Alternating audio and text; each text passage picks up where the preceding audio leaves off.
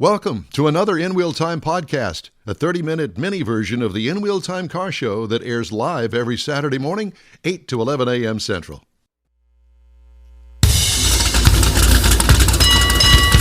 Podcasting and streaming from the Sugar Shack Studios in Texas, USA. It's the In Wheel Time Car Talk Show. Just ahead, Kevin Fitzpatrick on diagnostic software to help you reduce your car costs. This ought to be good. You'll hear my thoughts on a week with the 2024 Cadillac Escalade. You may know it as the Escalade. And what folks from the other side of the tracks get to experience in the world of super luxury SUVs. And we have today's news headlines, among other things. So we got lots to get to today on our live broadcast. Howdy, along with Mike, Out of This World Mars, King Conrad DeLong. We always need more Jeff Zekin. I'm Don Armstrong. Thanks so much for joining us on this Saturday morning. It is a bit chilly out there, and I want to remind everybody that next week at this time, we'll be broadcasting, well, not at this time, because we're going to have a delayed start to our broadcast next week to coincide with the opening of the Houston Automotive Show on Saturday. So instead of being with you at 8 o'clock in the morning, we'll be with you at 10 o'clock in the morning. Still the same 3-hour show, just a little bit delayed. Time delayed, yeah, on purpose. So, at any rate, and if you haven't heard, Automotive Show opens Wednesday at 11 a.m., Wednesday through Friday, 11 a.m. to 8 p.m., Saturday, 10 a.m. to 8 p.m., and Sunday, 10 a.m. to 6 p.m.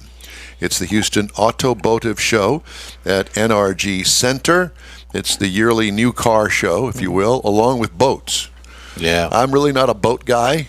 I did own a boat at one time, and as they say, yes, it is a hole in the water that you pour money into, and it never stops. It's much worse than a car. I had 3 boats. Yeah, at the same time? No. Over my life, I've had 3 of them that I actually owned, and I have to concur with you. Did you ever go on a 3-hour tour? I almost sunk once, yes. And his name was Gilligan. No. But at any rate. I had a catamaran. Did you really? Yep. In New York? No, this is in Oklahoma. In Oklahoma? There's no water in Oklahoma. No, there's lots of lakes in Oklahoma. But yeah, there really is. Yeah, they're all dried up now. No, we used to go down to Lake Texoma. Oh, and, Texoma? Right on the Texas border. Texas-Oklahoma border. Okay, well, there you go. It's where the name comes from. I guess so. Well, I don't visit the parts. You know, that's kind of home of the Dallas Cowboys. Have you seen all of the hate and funny stuff hilarious. on Facebook about that? I like the interview where Jerry Jones is crying. Do you know that the Green Bay Packers have won more in playoff games in that stadium than the Cowboys have? By like 2, I think. Well, at any rate, so we've had our laugh for the morning. I feel kind of bad for him, because I don't. And this afternoon at 3:30, the Houston Texans play the Baltimore Ravens. Go Texans. Yeah, buddy. So we're kind of looking forward to that. All right. Now that we've got that out of the way, let's go over to our Zoom call this morning. Kevin Fitzpatrick with Opus IVS. Kevin, good morning to you. It's good to see you, my friend. Good morning. Thanks for having me. Thank you. And Kevin, first of all, what is Opus IVS? Opus IVS, we're a diagnostic and scanning company, so we're working within the mechanical and the collision side of the business. So we're providing technicians with both vehicle tools to diagnose vehicles on the mechanical side, and also technical support. So we maintain a number of technical support centers across the U.S. with about 100 master technicians, and we're engaging those technicians with these repair shops in order to diagnose vehicles, because these things are so complex today that most technicians need that additional resource in order to get to the fix reasonably quickly. Well, all I can think of is you must have a staff that's constantly working on your program, because every new car is different in its own way. That's exactly it. We're always hiring, we're always bringing in new talent, but we're also always sending our guys back for training. It's a constant battle to stay on top of this stuff. How can diagnostic software help us save money? Well, because honestly, again, when these cars were I'm going to say less intelligent, the technician had a real challenge, chasing all this stuff down. They needed, in fact, more tools. They were, on top of vacuum and dialing into basic engine. These cars are highly intuitive right now. We're talking about adding additional digits now to trouble codes, because there's literally a code for everything. So when you drive a vehicle, it's going to give a technician a direction to go in, really. So, they're getting smarter. Well, I have to tell you, so my 2001 Corvette, I guess in 2001 it was the latest state of the art when it comes to all of the computer stuff that's back in it. then. It was, yeah, back then. But today, obviously, things have advanced. It's dumb as a box of rocks. Yeah, pretty much. But it still can't run without its computer. Oh, true. So there is that, and I've actually kind of been thinking about it, and that always gets me in trouble when I think. Wow. I don't even know if you call that That's anymore. what we smell. Yeah, that's right. The brain burning acidic odor. Yeah. I've been thinking, I don't think that thing has ever been on a dynamometer. I don't know as if it's ever had. You don't think Greg ever had that on a I don't dyno? think so. And I would like to, at some point, maybe in the next year, if I stop buying other stuff for it, that I put it on a dyno and have a dyno tune. What is a dyno tune? A dyno tune actually is going to gauge the rear wheel horsepower, or the actual wheel horsepower of the vehicle. So, and if you're talking about a GM, and especially with an LS engine, these things are highly. You can tune them. You can tune them by changing the pulse width to the injectors as it relates to the air coming in, and you can get more horsepower out of them. So a lot of guys are tuning these things. You have to be careful though with your state laws, because a lot of times you're putting yourself in jeopardy when you go for your state inspection, because oftentimes you won't pass post-tune. Yeah, well, so I don't want to go that far with it. Do I have to buy a quote unquote chip to put in it to do a special tune? In some cases, yes. In other cases, no. But on the earlier vehicles, yeah, you do. Okay, so I may have to buy a chip. What were you going to say? No, I was going to ask him. So you go out and you get a dyno and you get it tuned and everything. Now it comes to a shop. Now a shop, how are they going to deal with trying to repair his vehicle that has a special dyno tune on it? Well, it depends on the issue. If it's coming in for anything else, like, again, I'm one of the core companies that is Opus IVS. We used to specifically tune BMW vehicles, so we used to build performance tunes. It was actually invisible to any other technician working on it. If you were really good, you could see that we were kind of manipulating, the on time of the injector versus certain other parameters in the engine. But it would be almost impossible for anybody to see other than BMW. Okay. Interesting. And a lot of repair shops, they don't do a lot of PCM reprogramming unless the code relates to a required PCM reprogram. So you shouldn't lose your tune just because it goes in the shop for a drivability complaint. 9 times out of 10, a drivability complaint is going to be built around an injector, a sensor, or a coil, or an ignition component.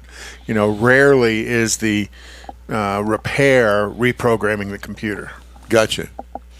And another question, you said you work on the collision side of things. Do you do the recalibration for all of the cameras and sensors on cars? We do. We handle a lot of that stuff. We've actually gotten really good at it. We sell a trihedral kit, so we're able to work with technicians remotely. Because remember, we have all of these technicians in remote call centers, so we work with the technicians on the placement of the trihedrals, and then we're able to put the vehicle into a calibration mode and actually make sure that it's accepting the calibration and that all of the sensors are working properly. Yeah, because that's become something required anymore.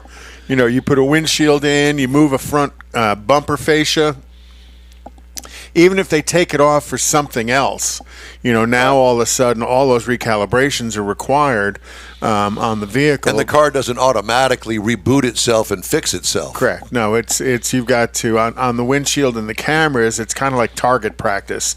They'll place out some targets and stuff that it has to see at certain distances. Interesting. And it has to get all that calibration done correctly, or the system doesn't work, or it starts turning on check engine lights. Do you have any opportunity to do EVs with any electrical diagnostics?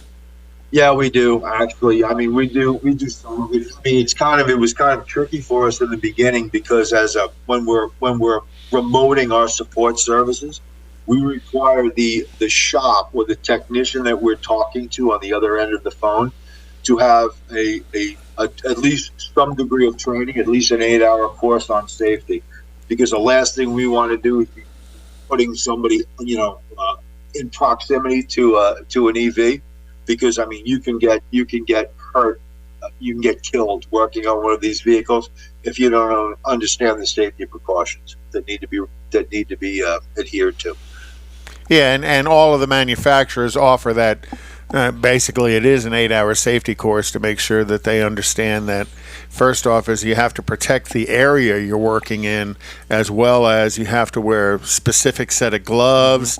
Those gloves either have to get tested every so often or replaced every so often so that the electricity doesn't pass through it. Otherwise, you become toast.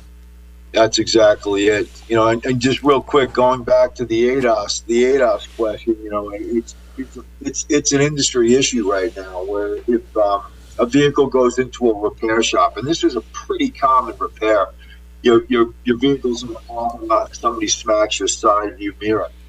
Some of the sensors are in that side view mirror. So if they go into the average repair shop, that side view mirror gets replaced. Now the customer's driving the car. The recalibration hasn't been performed on the vehicle, right? There's not going to be a check engine light to tell, or a light on the dashboard to tell a customer that vehicle is out of calibration. It is going to act differently. Now, in the case of a dynamic calibration, as the customer drives, it's going to start learning. It's going to use its other sensors, and it's going to start learning over time. But initially, as that customer is driving that vehicle, lane departure and everything else,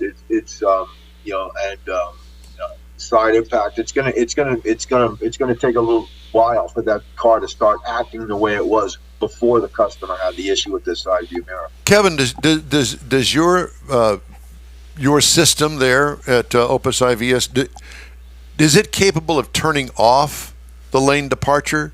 That's the most annoying thing I have ever dealt with. And now I'm driving cars that if you turn it off, it's got a yellow light in the dashboard that says you've turned it off. I know I turned it off. I turned it off on purpose. Yeah, I mean, honestly, yeah, we replicate factory functionality, so you can do it. And a lot of these things are you can tailor it, because some of the stuff some customers want, some don't. Some want it to beep, some just want a light on the side view mirror. So a lot of these systems are configurable. So yeah, we replicate factory functionality. So yeah, it depends on the driver. By the way, in my wife and my daughter's car, I mean, I have more bells and whistles in these things. I mean, yeah, I want it all on, just sort of. Yeah, for them. I don't want it on for me. But can a customer, Don comes in there and says, I want you to turn my lane departure warning off. Can you? I know physically you can do it, but from a shop business perspective, legally, can you do that? Negative. No, you can't turn it off completely. But what you can do is you can figure, like I said, like sounds, and I just want the light on. Or I want the audible piece off. The safety systems are there for a reason. And as a shop, you don't want to be the guy to turn it off, because God forbid there is an issue with the vehicle. Right? That's what I was thinking. You turn it off, they go get in a wreck, and who are they coming to? I'm thinking a good pair of side cutters will do just fine. I'll get under there and find that dang thing. Yeah, one of the things Don does like is the haptic seat. He likes that vibrating seat when something goes wrong. Yeah. And by the way, there is precedent on exactly what you're mentioning. I mean, they are going back to some of these shops. I mean, somebody rewires a seat mat for a passenger occupancy, and they don't do it properly. So there's a child in the front seat, and that airbag actually deploys or does not deploy. They're going back to the shop that did that. There is precedent on exactly that. So you need to be careful. You always have to be careful of what you're doing on a vehicle, whether or not you want to get involved. And if you go to save a customer a few bucks by fixing something that probably should be replaced, you have to think twice. Well, yeah, also the old days of, my wife ripped the mirror off backing out of the garage are gone, because you can't just go to the salvage yard and buy a new mirror and put it on. You can go to a salvage yard and buy a new mirror, but it's going to take you $200-$300 to get it all recalibrated, so that the car knows that the mirror is there and all of the safety systems are re-engaged, just because she clipped it on the garage on the way out. That's the days of buying the replacement glass down at your local, Advanced Auto Parts and gluing the mirror back into the mirror shell, right? Exactly. Yeah, I guess you can't do that anymore. Nope. No. You go to Walmart, get a hand mirror, and you stick it. It's got the handle sticking out. Yeah. The handle You could adjust it. That's so you can adjust it and turn it over for the objects in the mirror are closer than they appear. Yeah. Right. Yeah. All right, so let's talk just for a second, Kevin, and talk about what car insurance companies give you to get your discount. That basically it's a little spy computer that you plug into your car. Okay, so let's talk about that. I'm going to be very, very careful here, because I like to be friends with everybody, insurance, including insurance companies. So you put this thing into your car, and they say, "Hey, we're going to give you a discount if you put this thing in your car. It's for safe drivers," right? Yeah. But what if you're not a safe driver, right? Or what if you're the guy, right, that goes, you know what I mean? You like to every day you're trying to set the world record for the speed trials and getting to work, right? I'm pretty sure, and I don't have any data to back this up, but what I'm pretty sure is what they're not telling you is if you're not a safe driver, right? If you're out there setting speed trials every day, that there might be a different result than the one you're looking for, right? Yeah. Do it. So if you do that, you make that mistake, and you're doing 85 on the tollway every stinking morning. They go, "We're going to cut you off. We don't want to have your business any longer." Right. Do the insurance companies talk to each other? Do they go, "This guy, we cut him off because he's doing 85 on the way to work every day"? It's like casinos. Yeah, I think, listen, your record follows you everywhere, right? I mean, they used to have, when I was a kid, I did wind up, I mean, like I said, like most of us, when we're especially young men, and I'm certainly not being misogynistic, but there's a reason why young men under 25 pay higher rates for their insurance, right? Because we can't wait to get our licenses, and there's a reason why, right? We want to, we all love the Dukes of Hazzard. We want to see exactly what this car is capable of. And we're fearless. We don't know what we don't know. So let's right, exactly. We want to take every vehicle and test the limits of the vehicle, and then they're cognizant of it. One thing they're always looking for, by the way, with these devices is your braking, right? Are you always braking? You know what I mean? Are you going from 100 to 0, and is that a regular occurrence for you, right? So yeah, like you're following too close. But I was thinking, I mean, that's kind of obvious, you can't argue with that too much. But I was thinking more about freeway entrance ramps, Mike. Of course you were. Mm-hmm. Yeah, I mean, Mike, whose choice is it to say Mike you're gets speeding? a new car to drive every week, a different one out of the press fleet. And part of what Mike does, not me, he does not you. freeway entrance ramp test to see, the acceleration and well, you got to merge. You got to check out the merge G-forces, capability, that sort of stuff. The on-ramp acceleration test. How sticky are those tires? yeah, exactly. Trust me, they, the people they want putting these devices in the car, the guy they're looking for, again, cards on the table. The guy they're looking for is the guy that's pissing everybody else off. Oh, that guy! We know one. Who he There he is. is, right there. So Exactly. are the devices they're putting on the vehicle, is it an ALDL plug-in, which is the diagnostic connector plug-in, or is it a combination of an ALDL plug-in and a GPS sensor so they can measure time, distance, and speed? I can't speak specifically about the GPS piece, but it does plug directly into the 16 pin connector, and they're pulling, I'm not sure what their terms and conditions said, but they're pulling all sorts of information out. There's all sorts of information there for them to pull. Oh, yeah. Well, and let me just give you maybe this would be a good a sales thing for you, and you could start selling part of your services to the insurance company since you're plugging into the same thing. Well, let's be honest, okay? I mean, and let's not be naive about what's really going on in the world, right? Every one of us, when we're driving, we have a device either in our pocket or sitting on the dash next to us. That cell phone is picking up all the same data. It knows how fast you're going. It knows exactly where you're going, how fast it took you to get from point A to point B, and all of that data is being sold and marketed. So Siri has everything, and it knows what you're saying sometimes because it's, oh my God, here, hold my beer. You haven't seen anything yet. So all I can think of is that from now on, turn your cell phone off when you get in the car.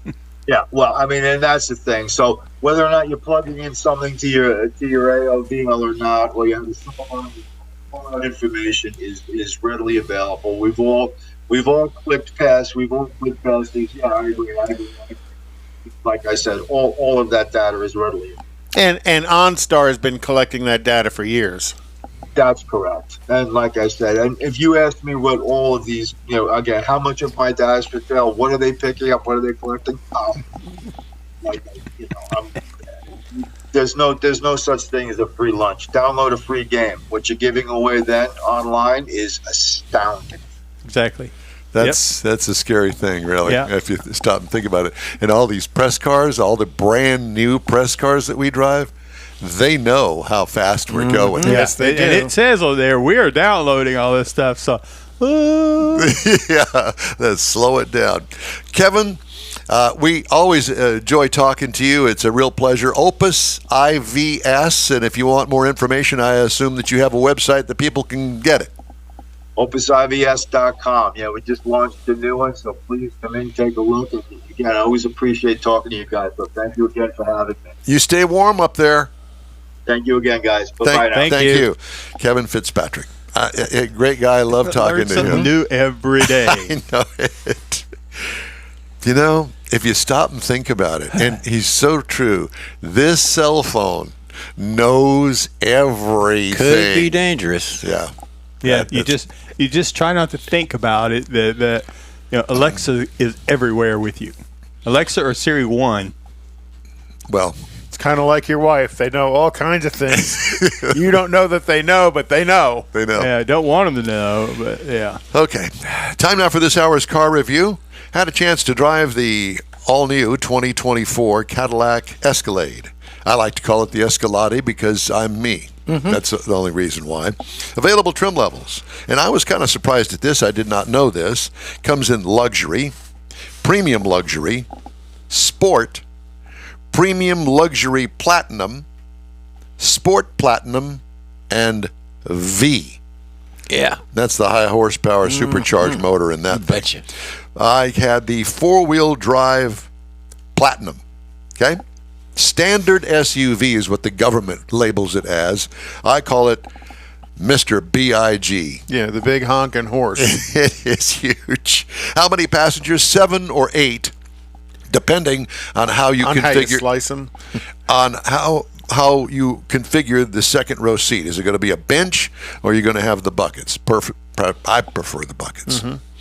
Exterior changes from last model year. All new in 2021. Oh, there's a tweak here, a tweak there to make it a little bit different and charge you a little bit more money, or a lot more money, whatever the case may be. Exterior features. This is a great big rectangle in the shape of a four-wheel drive passenger vehicle. It's big, man. If you set these body styles, the new body styles, this one came out in 2021, you set it up next to a 10-year-old, 15-year-old Suburban, you're going to go, oh my gosh, I had no clue how it's grown. It is swelled up to enormous sizes. Big grill opening with those squinty headlights, and it looks good. That front end is very distinctive, very Cadillac-y. Extra tall tail lights that reach the roof, all the way up to the roof, those rear tail lights. Interesting. Wheels and trim change with the trim level that you purchase.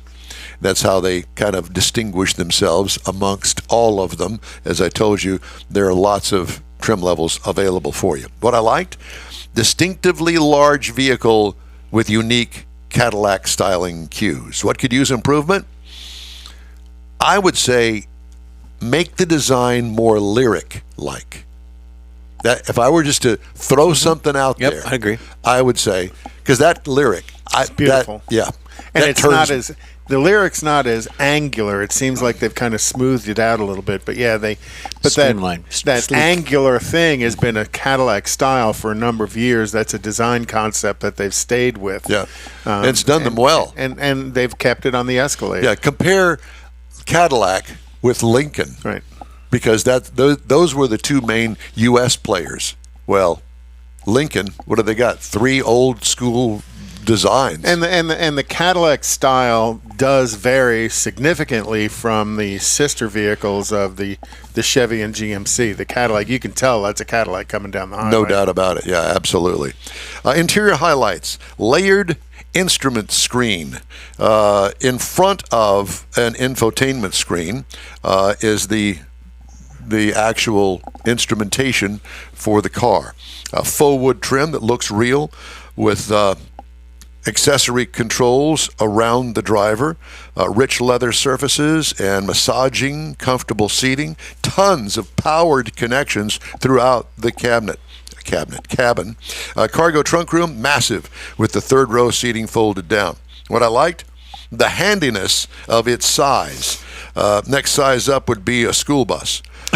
What would use improvement? Kitchen sink, perhaps. Maybe throw that in there. Turn signal indicator in the HUD, the head-up display. It is not in there. So if you use the turn signal and you got the head-up display on, you ain't going to see the turn signal in there. Just a little something.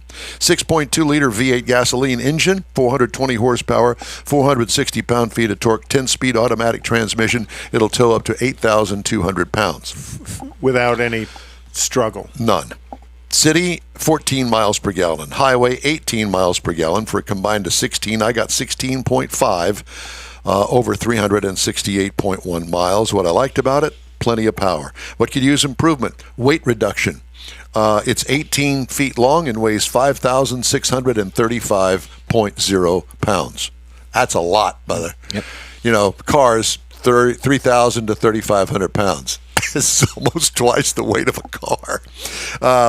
What I liked about the handling, the ride, the smoothness of that air suspension. Don't touch it. It's wonderful. Base trim price, $113,695. Prices tested, $121,315. Base model price, this is kind of surprising, $79,295. Yep. Go try to find one of those. You're not going to find it. Competitors, Land Rover Range Rover Sport, $85,075. BMW X7, $81,900. The Mercedes-Benz GLS, $87,000. Just to throw this out there, the Chevy Suburban High Country, which is the top of the line, starts at $81,895. That's a lot. It's a lot. You said air suspension. This has got the electromagnetic ride, correct? No, this is air suspension. This is air suspension. Yeah, yeah. They're that's available. So just thought I'd throw that out there. All right, that's the review of the Cadillac Escalade. In Wheel Time Car Talk Show is available 24/7 through the iHeartRadio app. Just look for In Wheel Time Car Talk. We also video stream on Facebook, YouTube, and InWheelTime.com. Podcasts available from your favorite podcast provider. The In Wheel Time Car Talk Show continues after this quick break. Rev your engines and set sail for the ultimate surf and turf. The Houston Automotive Show, January 24th through the 28th at NRG Center. One ticket gets you into both the auto show and the boat show. See your favorite car and boat brands under one roof. Learn about the latest electric vehicles and test drive one with Evolve Houston. board your dream boat, and check out the bass fishing demos. It's the Houston Automotive Show, January 24th through the 28th. Buy early and save at automotiveshow.com. That's it for this podcast episode of the In Wheel Time Car Show. I'm Don Armstrong, inviting you to join us for our live show every Saturday morning, 8 to 11 a.m. Central on Facebook, YouTube, Twitch, and our InWheelTime.com website. Podcasts are available on Apple Podcasts, Spotify, Stitcher, iHeart Podcast, Podcast Addict, TuneIn, Pandora, and Amazon Music. Keep listening, and we'll see you soon.